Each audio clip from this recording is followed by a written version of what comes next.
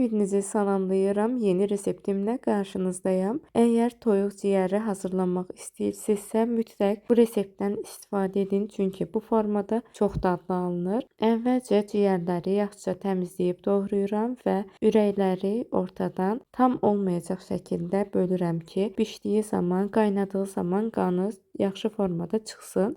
Həm də yuyarkən belə daha asan olur. Və 2 soğan götürürəm orta ölçüdə. Bunları uzun formada, jülyen formasında doğrayıram. Siz xırda formada da edə bilərsiniz, amma məncə belə daha yaxşı alınır. Və doğrayarkən çalışın ki, nazik formada doğrayın.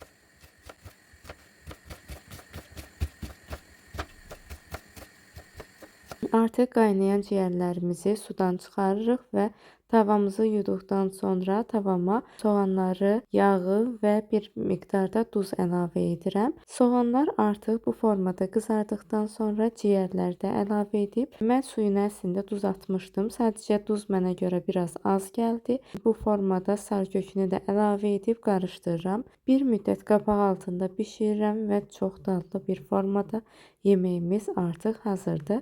Yanında istənilən növ salat hazırlaya bilərsiniz. Məncə buna ən yaxşı yaraşan salat bu hazırladığım salatdır. Salatım üçün pomidor, xiyar və soğandan, bir də biberdən istifadə etdim və mən əlavə olaraq da kökü də rəndədən keçirərək üzərinə əlavə edirəm və çox dadlı bir salat alınır.